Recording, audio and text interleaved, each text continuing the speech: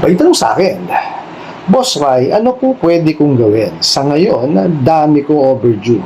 Patong-patong na katatapal system na wala din po palang magandang mangyayari. Lubog na po ako. Daming calls and message sa akin. Di ko na alam gagawin ko. Sana matulungan niyo po ako. Salamat. Alright, napakagandang mensahe po nito. Pero bago po natin sasagutin, imbitahan ko muna sana kayo na pakisuportahan po sana ng aking mga social media accounts sa YouTube, Facebook, and TikTok. Sa video natin ngayon, alamin po natin ano po ba ang po pwede natin gawin pagka nalubog na tayo at nabaon dito po sa tapal system, itong mga bugo katabusadong online lending apps na to. Pero bago po yan, disclaimer po muna, hindi po ako abogado, ako po'y maniningil. Lahat po na sinasabi natin sa ating mga videos based on my experience at syempre po sa ating po pagsasaliksik at pagtatanong sa mga kaibigan po nating abogado. At isa pa po, hindi ko po kinukusinte ang hindi pagbabayad ng utang dahil ang utang ay responsibilidad at obligasyon na dapat po nating bayaran. Ang hindi po ako pabor ay doon sa maling pamamaraan pa utang at maling pamamaraan ng paniningil. Sagutin po natin yung pinadala nyo pong mensahe. So sabi nyo nga po is, ano ba ang po pwedeng gawin? Kasi po, marami na kayong overdue at patong-patong na sa kakatapal system, wala ding magandang nangyari, nalubog na kayo, ang dami yung calls at marami ding mga messages, hindi nyo na alam ang gagawin. Sana matulungan ko, sana nga po matulungan ko po kayo, well, ito lamang po yan, kasi ito po kasi mga bugo katabusadong online lending apps, especially po yung mga illegal, kasi ang gusto talaga niyang mga yan is mabaon tayo sa utang, lagi niyong tatandaan po, pagka po tayo ng hiram, it's a responsibility. Now, syempre, alam naman ho natin yun, kaya nga ho tayo napasok dito sa tapal systems dahil sa kagustuhan po natin makabayad. Di po ba? Kaya nga ho tayo napunta dyan ngayon. Di ba? Gusto natin makabayad. So, ang gagawin po natin, gagawa ho tayo ng paraan. Ngayon, doon po tayo napupunta kasi sa maling pamamaraan po ng pagbabayad ng utang. Yung po kasing tapal system, hindi ho dapat natin pinasok yan. Kasi po, tingnan nyo ha, para po mabayaran nyo yung isang ola, ilan ho yung katapat niyan? 3 ola. Bakit ko ho nasabi? Okay. Kasi po, syempre, unang ola natin, magkano po ang utang natin dyan? 1,500. Bakit? See? Iano natin to ha? Tawaga, hihimayin ho natin. Yung isang ola na yon 1,500. Bakit? Pinautang ho kayo nun, approve 1,000. Magkano yung disburse? 500. Magkano babayaran? 1,500. I'm just assuming po so 1,500. So, para mabayaran nyo po siya, 3 ola na naman po. Di po ba? Ang hihiraman natin. Bakit 3?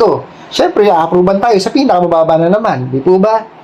1,000, 1,000, 1,000. Magkano naman po ang disburse nyo? Diba? 500, 500, 500. So, 1,500. Para mabayaran nyo po isang ola, katapat po 3. Yan po yung tinatawag na tapal system. Tsaka po, nag-i-interest po yan Di po ba? Nandun na ho kayo kumbaga, nabaon na kayo ron. Kumbaga, hindi nyo na nabayaran. Tapos, papasukin nyo pa, 3 na naman. So, paano nyo babayaran yung 3 kung yung isa po, hindi po natin kayang bayaran? Okay po? Kaya lagi nyo tatandaan. Lagi ko po sinasabi sa inyo yan. Sa lahat po ng video ko. Ang utang po ay obligasyon na dapat po natin bayaran. Di po ba? Kaya lang nga, nandyan nga tayo kasi napapasok sa mga bugo katabusadong online lending apps na walang ibang gawin, diba? Ang gusto lamang po niyan is magpahiram. Di po ba? Hindi naman nila kasi gusto na na magbayad kayo sa kanila talaga matapos ang utang niyo. Hindi naman sila tumutulong sa atin para pahiramin tayo, para magampanan natin yung mga hindi Ang gusto lamang po niyang mga yan is linisin yung pera nila. Kasi po, sa paok na po, galing Dahil yung mga bugo katapusadong online lending apps na yan, lalo na po, yung mga illegal na yan, ay connected daw po, di umano, sa Pogo. Ano po ba Pogo? Di po ba illegal? O ano po gagawin yun sa pera? Kaya po ipinauutang yan para po luminis. O di money laundering lamang po yan. Napakaliwanag po ang ginagawa nila. Hindi nyo ho ba napapansin na bakit kalahati na lang po ang natatanggap natin? Diba? Approve ka 1,000. Padadala sa'yo 500. Bakit? Diba? Kasi po ito yan. Hindi nyo man po magampanan, no, yung inyong obligasyon sa kanila. No, 500, kalahati lang po sila ang tantalo sa kanila. Di po ba? Kasi yung 500 na disburse sa atin, yung 500 nasa kanila. So, talo lamang sila ng kalahati. Ngayon, kung nagampanan natin, well and good. Para sa kanila. Di po ba? Ano ho yan eh? Pagtatagni-tagniin lang naman po natin eh. Nung una po, hindi ko rin naman iniintindi yung sistema nila. Pero pinag-aralan ko po. No? Napakadali naman nung kasi intindihin. Tingnan nyo ha. Bakit kalahati yung dinidisburse nila? Ba't di nila sundin yung ceiling on interest rate? May yun tayo ceiling on interest rate. Napakaliwanag po doon, di ba? 15%. As of recording po 15% per month lamang po ang total kabuuan. And out of the 15%, 9% po ang po pwedeng gamitin dyan sa mga processing fee, mga kung ano-anong fee na hinihingi po nila. 9%. Bakit ganun? Kalahati po kagad. Diba? So, ibig sabihin, ang mindset kagad nila, baka mamaya ito hindi makabayad, kalahati lang disburse natin sa kanila. Po ba? Napakatuso eh. So, talo lang sila ng kalahati. Kung hindi man po natin magampanan. Okay po? So, sana po kahit paano, yung mga ibinibigay po natin dito, no, sa ating mga video, is naiintindihan po natin. Kasi po, tingnan nyo, yes, naiintindihan mo po na lahat po tayo ay dumadaan po sa agipitan. Okay? At, syempre, ano po ba ang pwede nating malapitan? Okay, itong mga bugo katabusadong online lending apps, lalo na po yung illegal na yan. No? At doon po design yan eh. Kaya nga po nakita nyo, napakadali. Diba? Napakadali yung mag-apply sa kanila. In a snap of finger, po pwede kayong manghiram sa kanila. Diba? Tingnan nyo, walang hanap buhay. Okay? Estudyante, napapahiram. Oh. Ganun ho kadali ang mangungutang. So, bakit ko sinasabi sa inyo to? Kasi po gusto ko po maintindihan po ninyo na hindi nyo dapat tinatangkilik yung mga ganitong klase ng pagpapautang. No, wala hong madali sa panghihiram ng pera. No, kasi po it's a privilege. Hindi ho natin kasi karapatan ang manghiram ng pera. Okay, para lang ho lisensya yan ng pagmamaneho. No? Ang pagmamaneho po kasi, ang pagbibigay po ng driver's license yan, privilege po yan. Okay? Hindi ho natin karapatan na magmaneho kung wala ho tayong alam sa mga batas trapiko, di po ba? Parehas ho sa pangungutang. Kung hindi pa ho talaga natin kaya, okay, na bayaran yan, hindi ho dapat tayo nanghihiram. Actually, it's their responsibility. Responsibilidad po nung nagpapautang, no, na alamin kung may kakayanan na po yung nanghihiram. Kaya lang wala sila nun. Talagang ang gusto lamang po niya mga bugok na yan, gipitin tayo ng gipitin. Okay? Gipitin, pautangin ka ng pautangin. Tapos, gigipitin ka sa singil. Oh, di ba? Wala ho silang ibang alam, kundi gipitin lang tayo.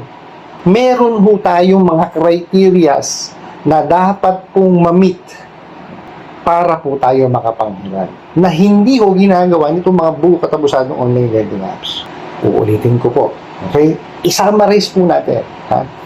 Pagka tayo ng hiram, okay, at sa tingin natin hindi natin kayang gampanan, huwag ho tayo manghiram ulit. Okay? Kaya nga ho tayo ginigipit niyang mga yan eh. Kasi po gusto nila, no, na makulta yung ating isipan. Kumbaga, mawala tayo sa focus. Para ho, gawin ho natin yung maling pamamaraan ng pagbabayad. Ano po ba yun? Yung panghihiram pa rin po sa ibang mga ola, no, para lang po matapalan yung utang natin una. Yun po ang gusto nila eh. Yung manghiram ka sa iba, para mabayaran. Hindi nyo napapansin, ang daming offers ng mga yan. Oh. Diba? Let's say, nagampanan mo. O, maya-maya yan, i-offeran ka na naman. Ayaw mo na, offer pa rin ng offer. Meron naman dyan, ayaw mo na, di ba, binayaran mo na, mag-automatic disburse na naman. O, di po ba? Ganun kawawalang niya yung mga illegal na yan. O, Kaya sa simula pa lang po, huwag nyo nang pasukin. Kasi pag napasok nyo na yan, nakano kayo sa trap, nako, todas na kayo. Dun po sa nagpadala ng mensahe nito at dun po sa mga kababayan po natin na nabaon po dito sa Tapal System, ito po ang gawin po ninyo. Unang-una, itigil nyo po. Tigil nyo na yung panghihiram sa ibang para magtapal-tapal kayo. Tama na yun. Kung meron ka ng 10, hihinto mo na sa 10 yan. Okay? Tapos, makipag-communicate ka sa kanila. Regardless yan kung through SMS, through email, or through tawag. Kung kaya talaga ng dibdib nyo, sagutin nyo yung tawag. Makipag-usap kayo. Pero kung yan po'y illegal, no, yung mga fly-by-night, sandabi nyo siya, tabi nyo muna yon kasi yon mga illegal na ho yun eh.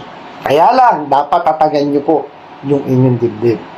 Okay? Tapos, ang babayaran nyo lamang po sa kanila is yung na-disburse sa inyo. Okay? Now, kung yan po'y legitimate, okay, meaning may lisensya, okay, may secondary license, incorporated, tapos kasama po sa recorded online lending platform, makipag-coordinate kayo. Okay? Kung meron silang payment plans or payment options, better. Kung wala, tapos sasalbahihin pa kayo, isang tabi nyo. Ihuli mo yan. Diba? Unahin nyo po yung mga ola at saka yung mga nahiraman nyo po. No? Nabibigyan po kayo ng payment option or payment plan. Yung tutulungan kayo magbayad. No, yung hindi kayo tuturuan manghiram para mapunta niya sa Tapal System na yan. Yung po ang unahin niyo. Kasi po, kaya ako pinauuna yung mga legitimate kasi po, yan po is nagsasubmit po sa CIC. Okay? Baka may NFIS pa yan. O, baka mamaya kasi nandun na kayo, ma-report na kayo, manghihiram kayo in the near future, makikita po doon, di po ba? Pero ganun pa man, kung nandyan na kayo, na-report na kayo, at least po, kabawasan po yun. Kasi pag nabayaran nyo po yan, i-update po nila yon. So, makikita po nung ibang mga, accessing entities na, nabayaran. Ginagawa ng paraan. Ito po, tandaan nyo, ha? Napaka-importante po ng ating credit score, yung ating credit history. Kung tayo po ay may plano, na manghiram pa in the near future. Like for example, gusto nating magnegosyo, manghihiram tayo ng malaking halaga sa bangko, may access po kasi sila doon. Nakikita nila yun. Di po ba? So, ayusin po natin yung ating credit score para po maganda ang ating credit history. Ano po? I hope nasagot ko po itong katanungan na to at sana po'y makatulong. Maraming salamat po sa inyong walang sama pag-support at panonood sa aking mga video. Maraming salamat po sa inyong pag-like, pag-share, pag-comment at pagtatanong. And kunin ko na rin po itong opportunity na to na imbitahan po sana kayo na pakisuportahan po sana ang aking mga social media accounts sa YouTube, Facebook, and TikTok. Hanggang sa muli po. Yun lang.